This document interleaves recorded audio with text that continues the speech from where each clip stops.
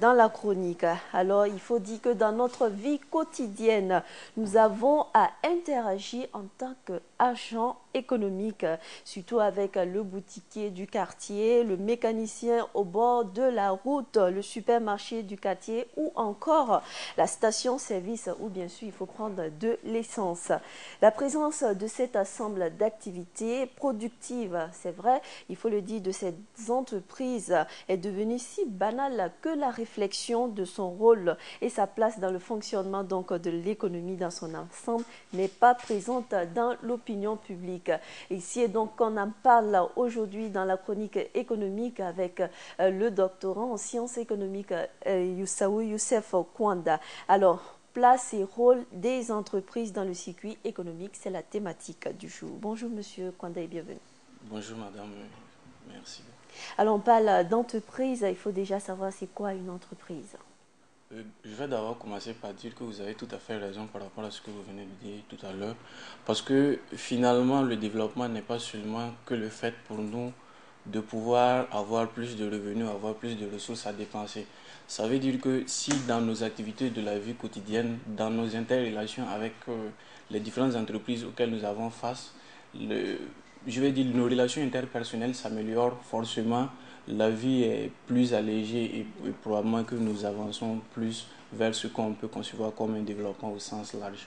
Et pour revenir à votre question, en ce qui concerne l'entreprise, c'est vrai qu'elle est polysémique, les gens définissent de diverses manières, mais dans toutes les définitions, il y a certains éléments qui reviennent, c'est-à-dire il s'agit d'une structuration.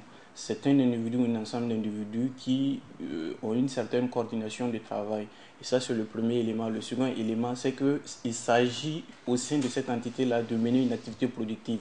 C'est-à-dire qu'il faut produire un bien ou un service qu'il faut livrer d'une manière ou d'une autre à des agents économiques qui en ont besoin. Un autre élément qui est aussi important, mais qui n'est pas considéré à toutes les situations, c'est le fait que la contrepartie de ce bien ou de ce service-là peut être financière, c'est-à-dire que l'entreprise peut avoir un but lucratif. D'accord, un but lucratif. Alors, que dire de cette personne qui disent que un commerce qui n'est pas structuré ne peut pas être qualifié d'entreprise? Si, bon, de toutes les façons, Parce que franchement, il y en a qui attendent qu'on attende le terme structuré pour parler d'entreprise. Non, pas Le forcément, pas boutiquier du nécessairement. quartier. Le boutiquier du quartier, bon, attention, ça dépend de la dimension de la boutique. Et moi, à mon niveau, moi, je considère que lorsque vous vous arrêtez au feu, que quelqu'un vous présente des cartes de rechange, des cartes de recharge, des unités de téléphone, si vous voulez, en des termes simples, moi, je considère cette personne-là comme étant une entreprise. C'est vrai, la personne est dans l'informel, mais il s'agit bien et bien d'une entreprise. D'accord.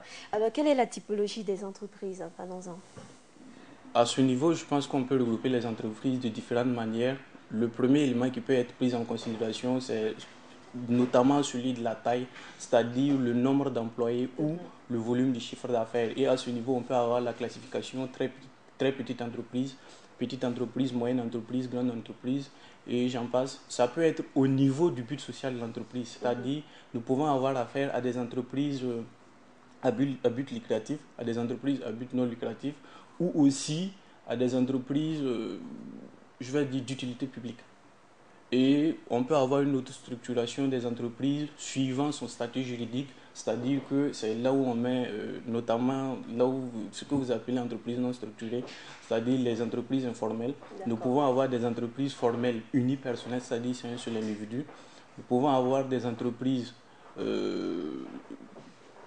unipersonnelles, des entreprises, bon, je vais dire des sociétés. En ce moment, c'est plusieurs personnes, des sociétés anonymes, simplement, ou des sociétés anonymes à responsabilité limitée. Il y a plusieurs types d'entreprises. Des SA et SARL. Et des SA, des SARL, si vous voulez. D'accord. Pour parler à présent des fonctions d'une entreprise dans la vie économique, allons. Essentiellement, je pense que le cours de l'économie de l'entreprise retient essentiellement trois fonctions. La première fonction, vous savez que dans l'activité économique, dans l'ensemble, on a trois grands types d'agents économiques. Le premier type, c'est ce qu'on appelle couramment les entreprises. Le second type, c'est la force publique ou, si vous voulez, l'État. Et le troisième type, c'est les ménages. Ouais. Et dans ce circuit économique-là, l'essentiel des activités de production sont menées au niveau des entreprises, c'est-à-dire c'est les entreprises qui produisent la valeur ajoutée. Ça, c'est le premier élément qu'il faut considérer à ce niveau. Le second élément qu'il faut considérer, c'est que c'est au niveau de l'entreprise que la redistribution se fait. Il est vrai que les pouvoirs publics décident du taux d'imposition et de l'ensemble des impôts et taxes à prélever au niveau des activités productives, mais hormis, après ce prélèvement-là, le reste de la valeur ajoutée est distribué suivant la décision prise par l'entrepreneur lui-même. Parce que vous savez que généralement, la part qui est accordée aux employés ou aux travailleurs est décidée par l'employeur le plus généralement. Et c'est-à-dire que la répartition de la richesse dans une économie se fait au niveau de l'entreprise. Ça, c'est sa seconde fonction. Sa troisième fonction aussi, c'est peut-être de faire en sorte de pouvoir livrer des biens productifs aux agents économiques qui en ont besoin. D'accord. Et le rôle des entreprises dans le circuit économique, alors, puisque c'est la thématique du jour. Oui, le rôle des entreprises dans le circuit économique, le premier rôle qu'on va lui assigner, c'est d'abord de faire en sorte de produire des biens et de les livrer. C'est-à-dire que si vous avez, par exemple, vous avez besoin d'un service ou d'un bien, vous savez que c'est disponible à tel endroit et que vous partez à l'idée que vous allez trouver ce bien-là à ce niveau. Lorsque vous arrivez, vous trouvez, peut-être chez le boutiquier du coin, vous trouvez que la boutique est fermée, vous voyez ce qu'il y a. Donc le premier rôle, voilà, le premier rôle, c'est de fournir des biens et des services à des agents économiques qui en ont besoin. Un autre élément, c'est de pouvoir, ce que je vais appeler son rôle citoyen, c'est de pouvoir s'acquitter de son rôle citoyen, c'est-à-dire de payer l'impôt, entre autres, de faire en sorte que ce qui lui est imposé puisse être recouvré ou récupéré.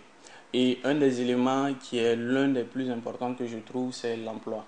Parce que toutes les politiques d'emploi, vous voyez que c'est l'actualité politique actuellement en France, avec la nouvelle loi du travail, où véritablement ça se tiraille entre les chefs d'entreprise et les syndicats.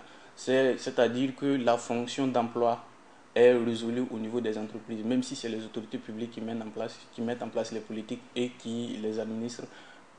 Essentiellement, la politique d'emploi se joue au sein des entreprises. D'accord. Alors, si dans un pays il y a beaucoup de commerce, beaucoup d'entreprises, ça veut dire que normalement, le secteur économique va faire entrer beaucoup d'argent, forcément. Bon, pas forcément, hein, parce que quand on dit beaucoup d'entreprises, ça dépend de la taille de ces entreprises, ça dépend même... Ça veut dire que des petites entreprises jumelées, ou si on prend l'ensemble, ça peut ne pas avoir un effet... C'est tout à fait possible. On peut avoir de grandes entreprises et puis ne pas avoir d'effet parce que ça dépend de la valeur ajoutée qui est produite au niveau de ces entreprises-là. Donc c'est une question d'efficience d'allocation de ressources disponibles, c'est-à-dire en termes de capital et en termes d'employés disponibles. C'est peut-être à ce niveau-là qu'il faut jouer. Est-ce que vous pensez qu'on puisse cadrer ces gens d'ouverture d'entreprises dans notre pays? On peut laisser... Tout le monde peut se lever aujourd'hui, créer son entreprise. Ça dépend du segment dans lequel on se trouve. On sait qu'il y a des segments économiques qui sont complètement libéralisés. Il suffit d'avoir les ressources pour le faire. Il y a d'autres segments où forcément il y a certaines contraintes qu'il faut respecter, où il y a d'autres contraintes, il y a d'autres secteurs qui sont complètement... dans lesquels c'est un monopole de fait qui est là. Donc il n'y a rien d'autre à faire. Alors les difficultés qui peuvent découler donc d'une défaillance de ces entreprises, surtout sur le secteur économique de notre pays par exemple. Bon, à ce niveau, il faut d'abord dire, moi je vais peut-être commencer à ce niveau en introduisant le cas des entreprises, les marchés qui ne sont pas concurrentiels, notamment les marchés oligopolistiques et monopolistiques. Quand vous prenez par exemple le cas je vais quand même citer ce qu'on appelle le NEA, juste pour citer, pas parce que mais c'est les éléments caractéristiques illustratifs de la situation. On peut comprendre facilement qu'au niveau de la Sonabel, il n'est pas les capacités productives qu'il faut pour fournir l'électricité en quantité à tout le monde. C'est-à-dire, les capacités productives sont insuffisantes. Donc, de ce fait, on peut comprendre qu'il y a des délestages. Mais on comprend difficilement qu'un agent économique ait à passer 3 ou 4 heures dans un guichet de la Sonabel ou de l'ONEA pour pouvoir régler sa contrepartie. C'est tout à fait un problème qui est facilement soluble et on ne peut pas je pense que d'abord au niveau des dirigeants de ces entreprises-là, ensuite au niveau des autorités publiques qui ont décidé de cette structure, de ce marché, et aussi au niveau des consommateurs, il faut s'organiser de sorte à discuter pour trouver un terrain d'entente. Parce que ça, c'est... Plus on perd du temps, plus... Effectivement, quand vous êtes obligé d'abandonner votre travail pour passer 4 heures dans un guichet pour payer une facture, vous voyez ce que ça a comme impact sur l'économie. Parce que vous-même, à votre niveau, ça se bloque et à ce niveau aussi, ça s'engorge. Et finalement, personne n'en tire profit. Il faut trouver des voies et moyens pour faire en sorte que les gens ne perdent pas le temps. Parce que c'est une situation, c'est exactement le cas d'un marché oligopolistique qui est celui des banques par excellence, où effectivement, c'est la même réalité. Quand vous partez à l'heure de votre pause, par exemple à midi dans une agence bancaire, vous allez trouver que c'est un ou deux guichets qui sont ouverts. Et en ce cas, vous passez toute la pause là-bas et vous n'allez même pas pouvoir satisfaire votre besoin de service à traiter. Donc fondamentalement, c'est des éléments qui sont là et qui illustrent.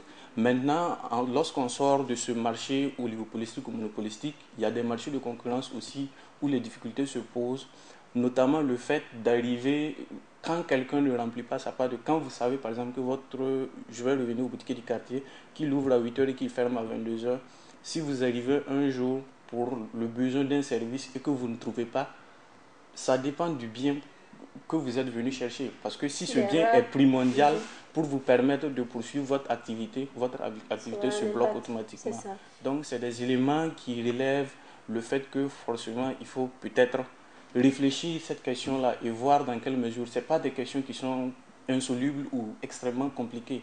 Mais il faut qu'à chaque niveau, nous puissions penser, trouver les solutions, que les entrepreneurs en eux-mêmes, les chefs d'entreprise en eux-mêmes, essaient de trouver les solutions qui sont appropriées en fonction de leur type d'entreprise. Et comme le disent les Anglais, time is money. Merci à vous d'être passé donc sur ce plateau. Mesdames et messieurs, place et rôle des entreprises dans le circuit économique du Burkina Faso, c'était la thématique du jour avec le doctorant en sciences économiques Youssaou Youssef Kwanda. C'est donc fini pour la chronique.